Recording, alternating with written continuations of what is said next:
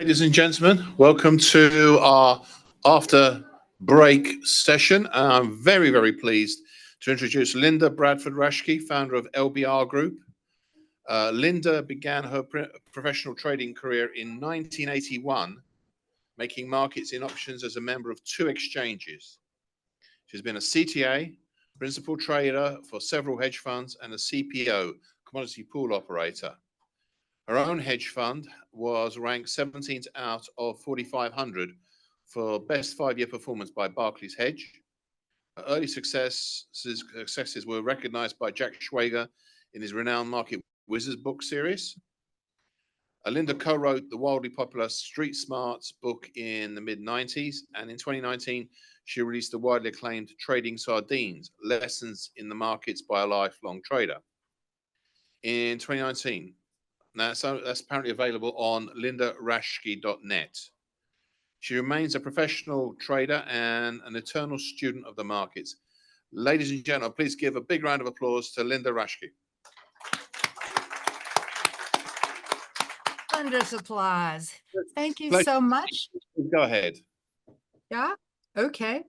You're Thank you muted. so much. Yeah, for having me speak today. It's really an honor since this is the oldest technical society and technical analysis is near.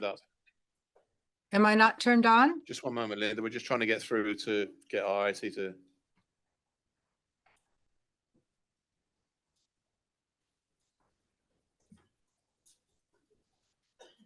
Can you hear her okay? I can hear Linda, fine. can we hear you? Testing. A little bit louder, if that's possible. Testing. That's perfect. Perfect. Okay. I'll stick this right in front of my mouth. Welcome, everybody, and thank you for having me. It's really an honor to be asked to present to the oldest technical society. I was in London and was able to present live over a decade ago, and I know many things have changed since then, including the advent of a little bit more of a quantitative bent due to perhaps some of the computing power and just more sophistication in overall, modeling methods. But with that said, I'm going to start with a foundation built purely on the technicals. And since this technical analysis is near and dear to my heart, I'm just going to spend 3 minutes going over the foundation. And this is also key to my development. And what we'll do is we'll take this and follow it along and then see how we can actually capture that in a systematic way. I started off in the options market, but I quickly started trading futures in 1980. And back in those days, we were fortunate because there was a stronger leaning towards systems at that time, even though perhaps they don't match the sophistication of systems today. And it wasn't until about 20 years later that many of these principles for these systems lent themselves then to the equity market. So I'll mention a few of them along the way, but they were all built on, again, basic principles that we see today, such as standard deviation functions. One of the most popular systems 30 years ago was a system called aberration that captured large moves using standard deviation functions. And I'm not going to go into all of them, but I've got quite a bit of experience both modeling and using systems myself. So let me start at the beginning and just talk about modeling a market structure, because for me, anything I do, not only does it have to be quantifiable, but somebody else has to be able to repeat exactly what I'm doing exactly. So there's no gray area there. It's all black and white, and somebody else could come up with the exact same results that I do. So when we model, it's starting off with some basic tendencies of price behavior that repeat.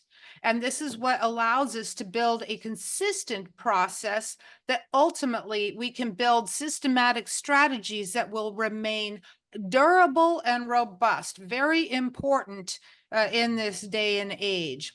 It also is one of the more neglected things. It dictates where the bigger risk can be assumed. Okay, so very important to know where we can increase leverage, as well as environments to stay out of where it's just too marginal to make trades. Excuse me, I've got hedge clippers right behind me. And a lot of times, one of the things to be aware of is that when we model things, you're lumping a lot of data together. So the little nuances can get lost in a big clump of numbers. And we're going to talk about that at the end of this presentation. So needless to say, the market structures ultimately important for defining the risk management, because we all want to know how to get in, but it's really how you manage that trade, including pressing the big winners and trailing stops and so forth. So the early foundations of market structure, just to do a deep dive back, Charles Dow, our founder of a lot of theories that were put out there in the market, the main principles that he articulated included dividing into this primary, secondary, and minor movements, the minor movements being short-term fluctuations, perhaps even hourly charts. So everything that I'm going to talk about today could be applied to model the structure on the primary, the secondary, or the minor movements. It doesn't mean that it will lend itself to a mechanical system, but it's still important in our analysis. So all these market structures operate on different levels, and each of those will influence different trading strategies. The three figures also contributing to the development of structure after Dow. I know all of you guys know these names. Elliott wave theory, that was important for his way of displaying how prices unfold in waves. And also followed by, or actually they were around the same time, Wyckoff emphasized this concept of supply and demand. And so we see that when we model in terms of impulse or increase in momentum, that's all generated by this supply and demand imbalance. And then of lesser note, Gann mentioned a few things such as the price equals time component, and we'll see how that unfolds with our presentation as well. I thought this was a really fun quote. It was at the beginning of Art Merrill's Filtered Waves book, who really set the precedent for what I'm going to talk about today, and I'll just read it off quickly. I often say that when you measure what you are speaking about and express it in numbers, you know something about it. But when you cannot express it in numbers, your knowledge is of a meager and unsatisfactory kind. It may be the beginning of knowledge, but you've scarcely in your thoughts advanced to the stage of science, whatever that matter may be. And of course, Kelvin, we know him for being in thermodynamics and so many different fields. But the point being, we need to, if we're talking about modeling and developing systems, we need to express things numerically, which is a little bit different than our old school technical way of looking at charts. So everything, all the work that I've done over the last couple decades can be expressed strictly in numbers, not even looking at charts. So Art Merrill was the first to really present a simple method of measuring these swings, which he detailed in his Behavior of Prices on Wall Street. And then he elaborated on that in Filter Waves. And what he did was kind of interesting. He classified all the bull markets and all the bear markets for the preceding decades, and he counted both the duration of the move as well as the amplitude of it. So it was really some really basic initial modeling. And of course, nowadays, that's sort of blown out of the water with a lot of the expansion in the monetary policies that we've had. But we'll look at that too. So market swings and turning points can be classified, counted, and expressed in numbers. I'm a huge fan of using swing highs and swing lows to define the swings. And why it's so important to me is because everybody sees the same data points. So in the marketplace, we have people on a short time frame, a long time frame, such as hedge funds, many different operators on different time frames, but everybody is going to see these exact same data points. So they'll have a little bit more volume at certain points, and they'll also be very clean in terms of defining our overall market structure. So back down to this filtered waves. This was just illustrations from his book that show what he did. And on the far left, you see a chart of the industrials. And at first glance, to the untrained eye, it might appear to be a little bit noisy. And of course, it's already cheat sheet because he highlighted the swing highs and swing lows. And then if we look at the middle chart, he used a 5% filter just to remove all that other noise. So we see the real true structure starting to unfold. And in this case, you can see the structure of higher lows, a little bit of an ABC, and yet another higher low and then higher high, where it might not be so evident when just studying the bar chart. And then lastly, for his purposes, you see this big swing. He used a higher filter, 10%. So in this day and age, it's a really important consideration that the noise levels of the data have increased ever so greatly. And my huge fan, Perry, my idol, Perry Kaufman, did a lot of work on suggesting why this noise level has increased so much in the last 2 decades. But it does affect our modeling and our systems. So the first pioneer of doing 100% mechanical system was Chester Keltner. Now, keep in mind, they did not have computers back in this day and age, so he had to do everything by hand.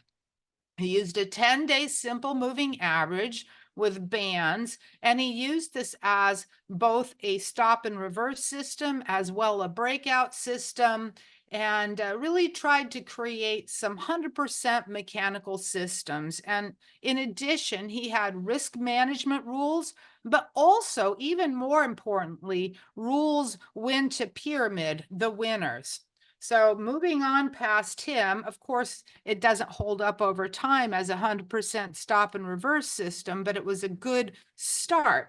Then we had Richard Donkian with his channel, and that's considered to be the father of trend following per se, and lent itself into popularity with the turtles. And other names that have been there 30 years ago who are still around: Ed Secoda, Bill Dunn, John Henry, Richard Dennis, William Eckhart, Bruce Kovner, all established the legitimacy of systematic trading. And of course, most of these were trend following systems. And then lastly, Edward Thorpe. Nobody really talks about him as much, but he was instrumental to laying the groundwork in terms of quantitative finance using computerized and mathematical models. And now I think people underestimate just how crowded this field has become of quantitative hedge funds and algorithmic trading, which in and of itself, again, increases the noise level. So it's not an easy game when you have some of the biggest money and the brightest minds out there and the supercomputers, all doing similar things. So let's go back to the basics here with our Keltner channel.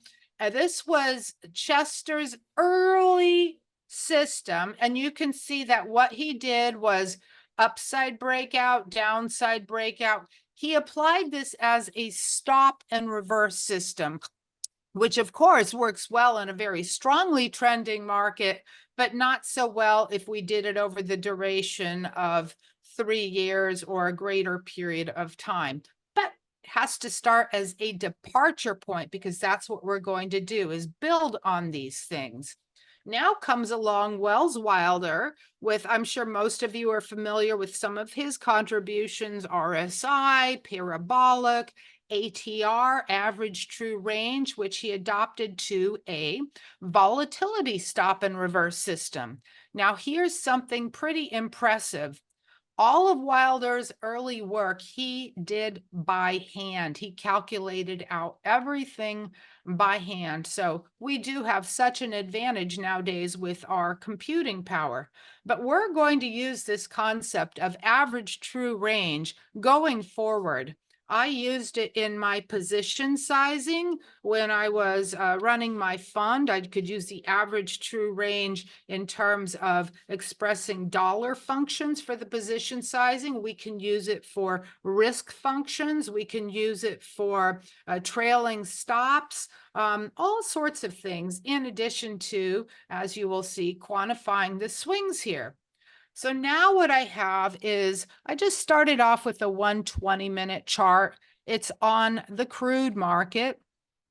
And I colored the paint bars here. In other words, these bar charts, this is green and red, and it signifies when his volatility function would do a stop and reverse. So I also plotted a trailing stop. It's pretty close. And you can see how they both parallel each other. So a couple things with this chart, and you can just ignore that gobbledygook at the bottom there, which is a moving average oscillator. Right off the bat, you can see that there are periods here where we have what I like to call bigger wins. Okay, so at the beginning of this chart, this was a good example of a coil forming. A lot of times when we analyze the conditions that precede these bigger wins, which is really where I'm going with this presentation, you will see that if you did this on a stop and reverse basis, you will tend to have a drawdown when you go back and forth and get whipsawed in this coil. The same thing would be evident if you used a parabolic, and you can actually plot the equity curve beneath the chart. And if you saw that parabolic having a huge drawdown, you actually have a coil or a very whipsaw type of market condition that eventually will lead to a bigger move. So that's just one more little caveat. The big win, the ABC, is another initial condition that comes to a big win. So I'm only interested in things that I can capture on a systematic basis. And with the patterns in the waves, we can quantify all of this.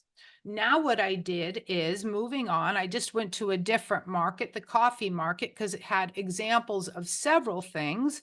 And this is a daily chart. And I just overlaid a zigzag function. Now, many programs have this as a canned default indicator that you can use, and you can adjust the parameters for this indicator as well. But you see that what we're looking at here is all exactly the same thing. And now we have a pattern in the waves. And of course, ultimately, our objective is not to trade every wave, but to identify the conditions that precede the larger waves, this big swing up, or this coil here, this big swing up. And again, we never know what the market is going to give us. I have never had any luck trying to predict where the price will go. I just want to keep on positioning myself for where the odds are greater for a bigger run. And sometimes it unfolds and sometimes it doesn't. But you see how quickly this becomes a number game. If I do this 100 times, it's simply like playing cards with an edge. Position, see what the market gives. Position, see what the market gives. And when you do start to catch that momentum, you have several options. You can pyramid, you can trail a stop. There's lots of different ways that we can capitalize on this. But I hope that you all see that these swings and these waves are very well defined. Everybody's going to come up with the same conclusions. I'll point out just one or two more things that we'll see going on forward, and you can see the amplitude and the duration of the swings as well. So for example, this swing down here on this daily coffee chart was bigger than this downswing and bigger than this upswing, which represents an increase in momentum. If I plotted any oscillator underneath that is derived from the derivative of price, because most indicators are, you would see a new momentum low reading. So I can say if on a case where I have a downswing bigger than the previous downswing and upswing, I then shorted that first reaction, it's going to be a very high probability trade. Okay, so I would take that trade because I know I'll have an 80% success rate.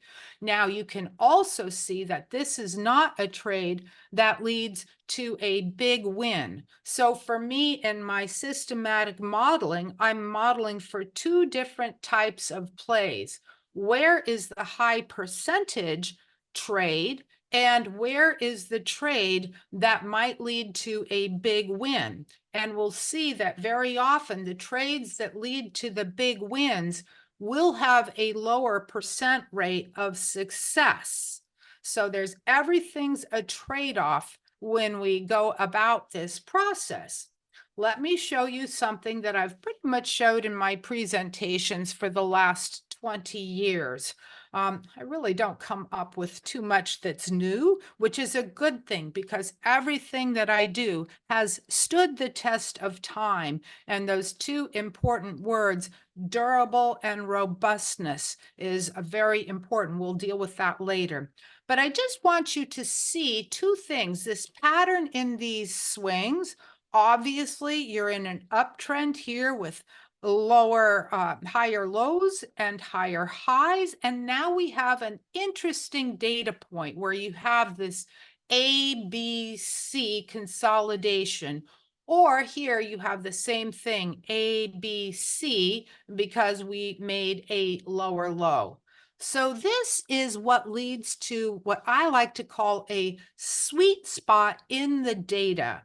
And it's either going to lead to an upside resolution, as is the case here, and that is one of the structures that can lead to a bigger win, as opposed to simple pullbacks here in flags, which are high probability, but unless they're earlier in the move, tend not to lead to that big win.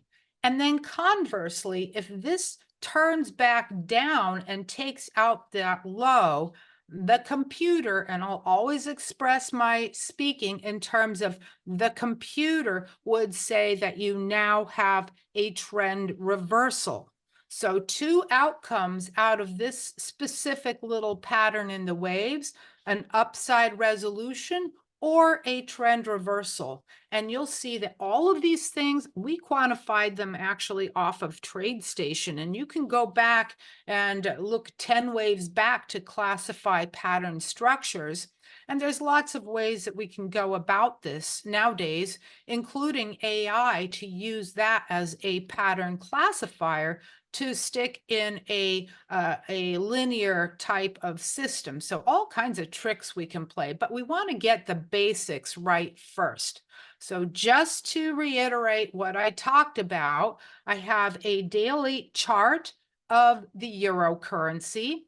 At the far left here on point A, I wasn't going to label every data point here, but at the far left, you can see that we are coming out of some type of coiling process, and that can lead to a bigger win. The first pullback after a breakout from a coil or a sideways line, and very often for those that specialize in point and figure charts, you'll get a point and figure count. So all of this works hand in glove with our traditional technical analysis tools. So at point B, you have a simple pullback. It's the first pullback after an upside breakout from a line, which also is a wave that we want to trade on. We would drive ourselves nuts if we tried to play every single wave up and down. It just wouldn't happen. Here you can see this ABC again led to a bigger wave. And I just want to take one more second and show you what this trend reversal process looks like. Here you have this ABC down. And so what I think of when the computer is telling us trend reversal, it's the failure of an ABC. So if we have this ABC and we then take out that low, making a third low, now the computer has classified this as a downtrend. And as is the case with all trend following techniques, we see that it happens a little bit later in the process. There's nothing that's going to identify this near the top or bottom of a trend that we now have a trend reversal imminent. Okay, there's clues, and aggressive traders can play for things, positioning for that. You know, we can front run this little data point here and get in. But again, I'm trying to give my talk as if we are the computer and operating in such a capacity. So now that we have this pure downtrend, trend reversal, we can start trading the continuation patterns to the downside. And these are, again, once again, easy to quantify. Okay, now I'm just going to go down to this 240-minute chart and show you exactly how this happens on a lower time frame. And ultimately, there's tricks we can play using 2 time frames that I'll show you, and it's going to be a function of your computing power, which nowadays is not a big deal since we all have similar tools. And this was a very powerful talk because we have 2 things at work here with these waves. Here is our trend reversal right here because we took out that low of that ABC down. So we actually have 2 lower highs and now a third low. So again, our computer's telling us that we are in a downtrend. We also can quantify these little swings up here, which form a coil. I need to see at least 5 data points in order to quantify that as a coil. And that is also something that will lead to bigger wins, which is what we're going after here. We want to be discriminating in a systematic way where we choose to enter. Now, you can see this gold hourly chart. I've got 2 different lines here. This is our zigzag rule that I showed you earlier. And on the left, I've created the zigzag rule with 3 ATRs. In other words, it has to be a stop and reverse function if the price moves up by 3 ATRs, and this is really condensed data here, then it will turn the zigzag up. So you can see already going down to an hourly time frame, we are picking up way too much noise to trade on a systematic basis because you just end up getting whipsawed. And not only that, you can see how the signal is lost in that noise. So this chart on the left has what we would call a very low signal to noise ratio. So that's important when we do our modeling. We need structures that can offer us a high signal to noise ratio, which means that we will have fewer trades. So everything is a trade-off. On this right side, I went to the extreme of making this a 5 ATR. It takes 5 average true ranges before it plots a stop and reverse. And you can see it is a bit cleaner. Once we start increasing this average true range function, we also, though, are increasing our risk point. So everything's a pretty good trade-off here. So let's move on and look what happens if we compare that 60-minute data to the data on the 240-minute chart. And now you can see how clean this is, and it pops out at us. So if I'm not working weekly or daily data, pretty much the lowest time frame that I will go down to on my systems is going to be the 2-hour or the 4-hour, depending on if it's a 24-hour around the clock or something like the cattle or corn, which really would not warrant using a 4-hour chart. Okay, so let's see now how this looks. I had to do this in your honor, guys, the British pound, okay? This is a weekly chart of the British pound going back about 15 years. And you can see that what I did is I popped out this little window here and just extracted all these swings. So now it's clean, it makes sense. And I just wanted to point out to you that this British pound chart, and by the way, for all my currency charts, I'm using the CME futures contract. So in some cases, using the spot market would be inverse. But at any rate, this has been in a downtrend since 2008. That's the weekly chart. So I think of a weekly market as an entirely different market than a daily market, as an entirely different market than, say, for example, an hourly chart. So this is what we see, a steady pattern of higher lows. And remember, you have to take out the high of an ABC before you can have a trend reversal. And this, again, this is all 100% computerized. You can see I've got this, and this data point. So this technically is an ABC because I have to have a data point that's higher than this B. If we actually then took out this data point D at a further level in time, it would reverse the trend to up. But you can see we are still, here was an ABC here. We are still in a downtrend. And that was one of the principles put forth by Charles Dow, that trends tend to last longer and persist, more than we will think. So it takes a strong indication to reverse a trend. So I just went down into detail here. This was that trend reversal process. Now we're back to 2004, 2005 type of data. And you can see here, this was your ABC. It's not the classic little ABC in terms of a lower high and lower low, but that doesn't matter because this is one of the structures that will lead to that trend reversal.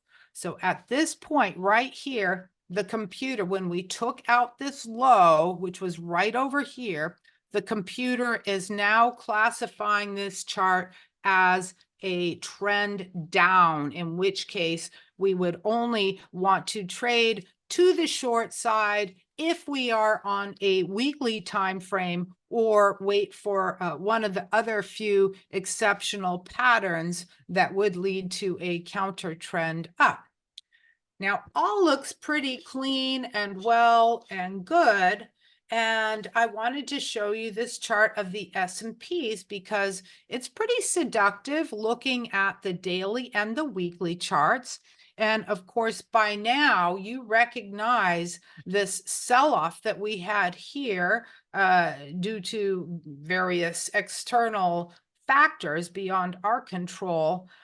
This sell-off on the daily chart, technically the computer remained in an uptrend, you see, because it's an ABC formation down. And not only that, the weekly data also remained in an uptrend, according to the computer. Now, mind you, the things that I have not talked about are the risk management algorithms as well as entry algorithms, okay? But just say this is an opportunity to buy in an uptrend. This is an opportunity on the daily charts to buy in an uptrend.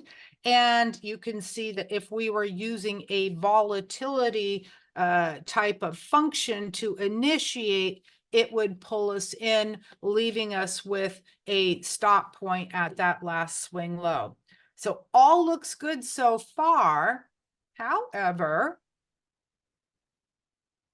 this is why, despite the fact that we have confirmed trends, you still have to have that worst case risk management function. And because people feel so confident sometimes in their systems, they neglect to keep in mind that we live in a world where there are so many outliers that can come, and you have to have some default worst case scenario risk function to take you out. Even if we were an uptrend and there was a giant earthquake in San Francisco or a tsunami or a nuclear, there's so many external variables that we cannot control because the markets are not a closed system. They are an open system with all kinds of new variables coming in. So never get complacent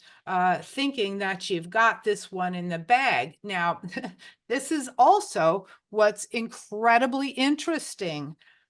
Once again, on the daily chart, the computer classifies this still as an uptrending structure, and likewise on the weekly chart, because we have yet to see that lower low and lower high and then reverse off of that, which, if you think about it, does form some type of distribution up there.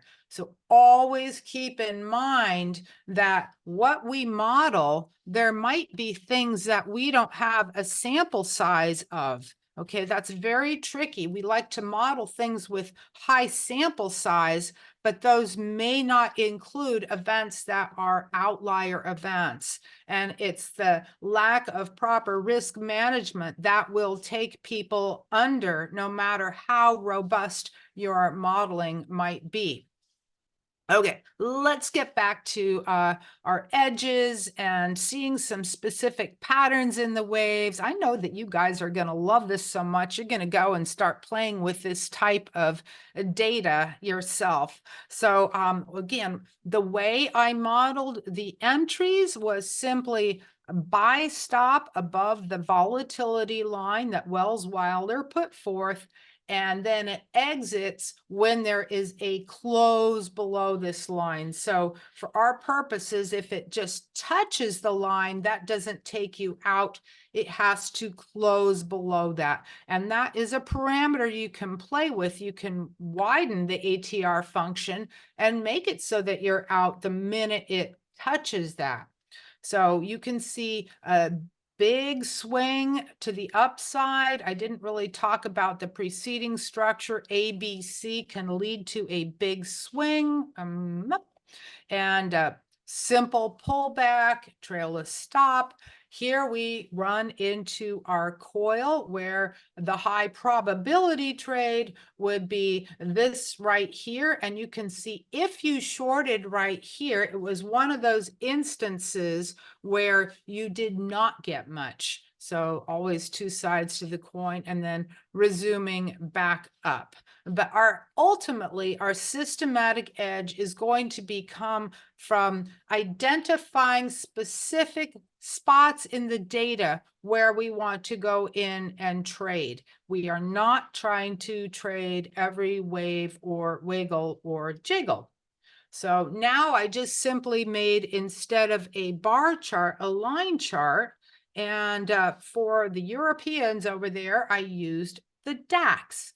And all of these were points identified by the computer to go in and make a trade. And you can create several layers of this, but these were some of the simpler ones. It's the data I just showed you, where now we have a downswing that's bigger than the previous downswing and bigger than the previous upswing. So that's an increase in momentum. We'll initiate on the reaction up, and we'll wait till this turns. We're not trying to sell on this because there is a percentage of the time where we will have a V, a big swing down, and then a big swing up. So we have to have something that's going to pull us in, where then we can put in a tight stop. So the computer made a short trade here and trailed a stop. Conversely, you see the big swing up preceding by smaller swings over here, and entering on that first reaction to the upside, trail a stop. So I know you guys all get the basic idea here. It's very successful. It's very, it lasts across all the different markets. It doesn't matter which market data set I'm modeling, the computer will pick up similar types of trades. This was our coil here, and you see it has more than 5 data points. If I were plotting this on a stop and reverse basis, you would see a drawdown, and I'll show that to you at the end of this. And once again, it did make a trade right here. I'm not sure why I didn't get a trade right there, but I got a trade right here, and it just led to a very small win only. So no harm, no foul. What we'll see in our distribution of the trades is that for every 10 trades that the computer makes, maybe just 3 of those will lead to a big win. Maybe 1 of those will be an exceptional home run. And you guys all know that the market has the data has what we call fat tails. It is not a normal distribution of our profitability on each of these data points. So this was an obvious one, entering here and trailing a stop. So moving on, there's one more component that we want to add to our modeling of market structure. And this was put in Wyckoff's writings. I put this right out of his book. I copied these little diagrams, and he talks about volatility conditions. And very important in our selection of markets that we trade, we want to look for the markets where we're having increasing volatility conditions. And what happens is, after a period of extreme volatility, the market takes a while to stabilize, and it has to wind down to an equilibrium point. And the swings tend to get shorter and shorter in duration. And that is the least desirable type of market to trade in, because there's just not much opportunity and the whipsaws will increase. So if we look at these models right here, and I'll just use this example of the weekly yen chart. And for kicks, I put Bollinger Bands around it because that's a standard deviation function. That's all it is. And then down here is the difference between the bands. And we will observe that after a large standard deviation move, the market then needs to wind back down to an equilibrium level to reestablish what that new reading of value might be. So when it's doing that type of process, the only type of system that I would trade is a mean reverting system, and it's really negligible. It's sort of slim pickings on these things, although it works just fine, but I want you to be aware of it.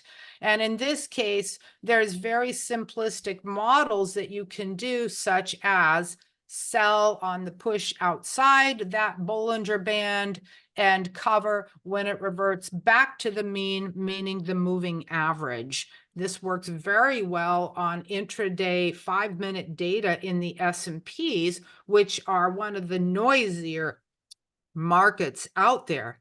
But this was just a great display of how after you have a large standard deviation move and it sort of winds down, take that off of your playlist for a while or utilize or employ another strategy in your systematic trading program. So nothing says that we can't be running multiple strategies on different markets. But this is not something I want to talk about in this presentation. Let's go back down to our 240-minute chart on these S&Ps. And again, these were all trades generated by the computer. And I wanted to show you just a few bugaboos, very important. So this was a pickup in the downside momentum right here, and we went short there. Another increase in momentum, and we went short there. And then, of course, this was the loss of momentum. So if you were looking at, for example, a momentum indicator, be it a stochastic or a moving average oscillator, or any of those, it will be clearly visible that there was a divergence. So you see, now you don't need to look at oscillators anymore because you know how to read it just with the raw data in the market swings. Okay, up here, once again, we've got 5 data points, a coil.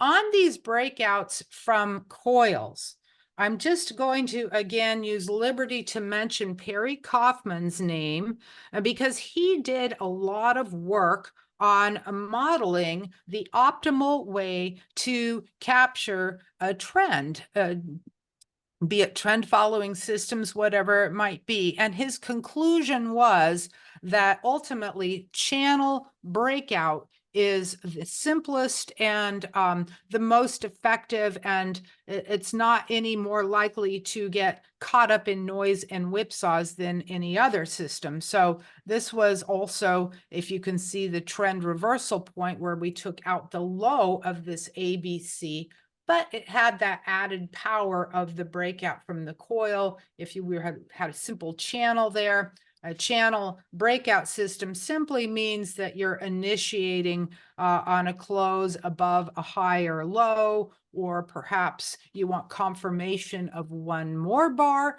which can be helpful. So you see, and then of course, the first reaction up sets up the sell.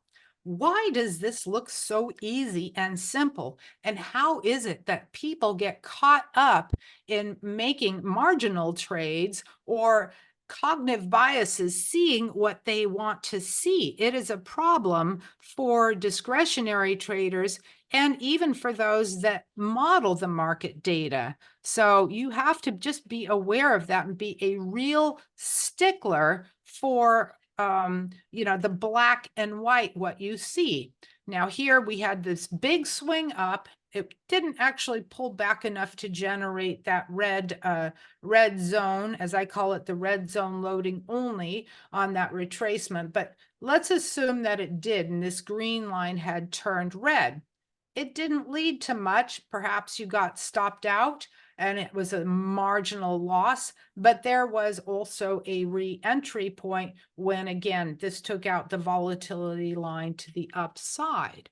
So that is one possibility that happens. It just doesn't go very far, but we're playing a game here and we're always positioning ourselves in the direction of what might lead to a big win. And you can see here, this was later in the move. It's at the top of the swing. This is an example of a high probability entry, but not necessarily the structure to give it a big win. Okay, so it was a playable spot.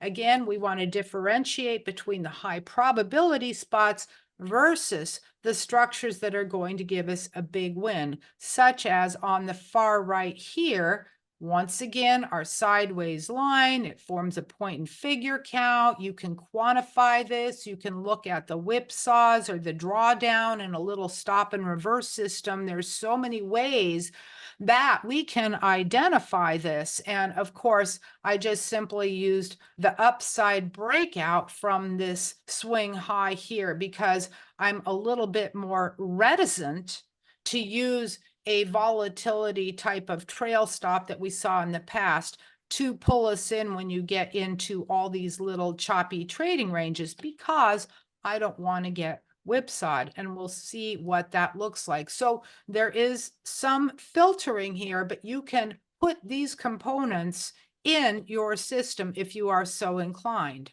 So far you see that the quantitative side of the equation and the technical side of the equation, for me, technical analysis includes the quantitative modeling. I don't consider it to be a different field. It's just that the quantitative side is more concerned with probabilities and statistics, and the technical side is just a little bit more feel good, in my opinion. Okay, let's just look at a few more data points, and then we're going to talk about what this can look like if I was running it on TradeStation and plot an equity curve on the bottom. So here I just have this big, broad S&P chart. This is data I grabbed, I think, 2 years ago. Although we can look at some current ones. And just simple points. So this is when we're first breaking out to the upside. This would be a spot perhaps to trail a stop play for a bigger win because it is the first pullback. This pullback is already late in the swing. We've had 1, 2, 3, 4, 5 numerous pullbacks, so we have to start pulling in our horns mentally as we do that. But here you would want to be playing for a small target. So we've got small target, big target, and possible trend reversal, which could be a trail stop point, just like coming out of a coil is a trail stop point. Once again, I am going to brainwash you into seeing these ABCs that then set up this failure test. A failure test is a classic technical term for a lower high or a failure to get that full retest up, which then leads to the trend reversal process. And this data point here led to a big win. Okay, so now if we move to more current data, I just wanted to remind you of that little Wyckoff display of that data winding down to an equilibrium level after we've had a big move. And so you see how the swings become shorter and shorter and shorter until we're at this perfect little equilibrium point. If you were a market profile person, you would look at this as being a high volume node. The market has established value where all the buyers and the sellers come into agreement. So I love it when we have the quantitative modeling, but yet we can also look at the reasoning behind stuff. And so here you've got this really choice data point. I would not be bothering to trade my system where I'm looking for the swings or big wins when we are in this type of structure. Conversely, I could go down and play that system on 120 or 240-minute data, because there you might have well-defined trends. But on daily data, we do not have any trend other than this sideways consolidation. Now we've got our upside breakout and the market comes to life. And this move right here is what led all the way up to our recent highs of 5,400. But it was all the work and the coiling that we did on that left side of the chart. Now, just for fun, I'm going to go back and show you this daily chart where we have all of this noise. And when you see something where it's just not so clear, jump out a time frame and then you will see the true structure. So here we jumped out to the weekly chart, and this right in here was that coiling that we were looking at. It's sort of interesting because there was a little bit of a whipsaw here on this weekly data. This was a clean uptrend buy. This was a clean uptrend buy, as were these little data points. Here, we actually had, if I'm looking at this zigzag function, this is kind of I have tight parameters on this. So I set this just so you could see. My data stayed red. I used slightly wider parameters. So on my weekly chart, it looked like an A, B, C down. But let's assume that we're using the zigzag with the tighter parameters, because I always make it a point to look at the worst case scenarios. What do the bad trades look like? Very important. And so let's just use this zigzag and say that at this point right here, the computer did a trend reversal from up to down. In that particular case, we only stayed below just a small amount. And then at this point here, because we had made a higher high and the higher low, the computer then reverted back to the uptrend mode. So just sort of interesting. No system for quantifying waves or trend following, for that matter, is perfect. They all have their little foibles. Now, I wanted to show you an extreme, and I'm showing you first here on this Dow chart back in when we had this giant tsunami, okay? And when you see these types of events, it pretty much kills the market for a while. I'm sure most of you have seen this in a stock that just got destroyed, and perhaps there was company data that came out that indicated fraud or whatever the case may be. But if you ever see this radical V spike like this, and this is on monthly data, which behaves differently than our daily and weekly charts, it takes a very long time for it to wind back down and get in sync. And for that, we can thank Gann for his price equals time analogy here, that he had to do his whatever it was, his 90-degree angles or something for how much time it would take for it to come back into sync. Now, I don't use Gann. I don't use these things in my computer modeling, but it's just a good analogy for us as a reminder. Okay, so this is what we have here with the monthly dollar, because this was a very similar type of data point as to what happened with the Dow. And so you see here that it took a good 10 years for this to wind back down to some type of equilibrium level where the swings became a little bit more meaningful and started to open up, right with this swing up right here. But you can see, for the most part, it spent this process of lower swings, smaller swings, and so forth.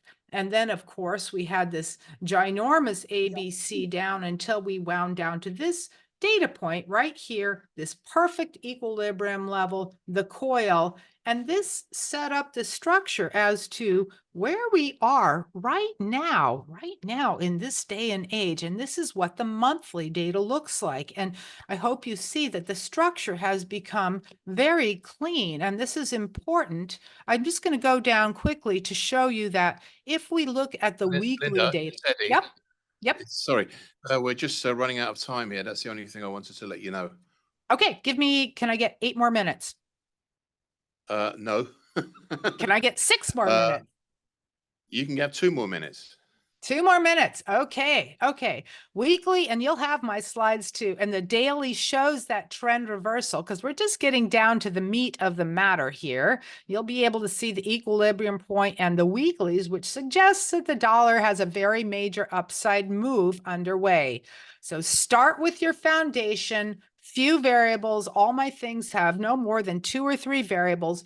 That's what allows it to be durable and robust. And then moving on, I wanted to show you what this looks like when we plot on the bottom here. This is the closed equity curve as well as the open equity curve. And this is on daily data. And what this is here is stop and reverse. So I haven't employed any of the filters that I suggested to you in my previous presentation, but on a stop and reverse basis, you've got $10,000 if I add these two together, and you can see the drawdown in the P&L before we released to the upside. And then same thing here. All the percentage wins are coming from the long side. So add a filter that only takes longs in an uptrending channel and you'll do very well. And this is 100% mechanically. Here on the bonds right now, this is just going back 13 months on daily data. You've got $38,000. That's because the range opened up in the bonds. And again, no filters have been applied to this. However, if we go down to hourly data, what happens? Death. Okay, we're down $12,000. It's just too noisy for our system. Gold, we've got $34,000. But what I want to point out here is the most important point. Much of this came from this last trade. So we work for trades of long duration, trades in multiple markets, mechanical systems such as volatility breakout, actuarial modeling. That's where systematic trading works. The challenges are if we have 100% durable and robust, the edge is small, the half-life potentially has gotten smaller, and the market noise levels have increased. So you'll have these slides, you can read that. Now, lastly, the most important thing of this whole presentation is we are not in an environment where there is a normal distribution. So normal distribution would say that, say, for example, looking for 3% up or down, that there should be 246 occurrences, but instead we have 600 occurrences. Looking for 5% move up or down, and I'm talking about one day, there should be hardly any, but yet we see 150. So in our development, keep in mind, and this is going back to 1930, keep in mind that the ultimate dream of systems is to capture the fat tail, okay? And that's what we were doing, positioning ourselves with the waves. And never forget that just because you haven't seen it in your data doesn't mean that it's going to not happen. These are all closed systems here where all the variables are known, and you can see that there are 635 billion bridge hands possible. Same thing here with chess games. There's 288 billion different ways that two players can make their first 4 moves in a chess game. So I'm just going to leave it at that. I've left you with a lot to digest. I will send my slides into you, and then you'll be able to have them on display for people that want to dive down. And again, thank you guys so much for having me. Thank you, Linda. A big round of applause for Linda.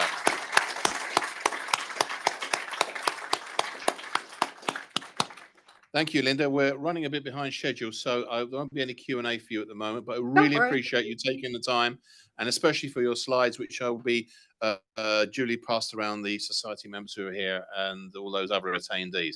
Thank you very much again. You're welcome to reach me on my email, which is on my website. So there you go. Thank you very much indeed. Bye-bye. Bye.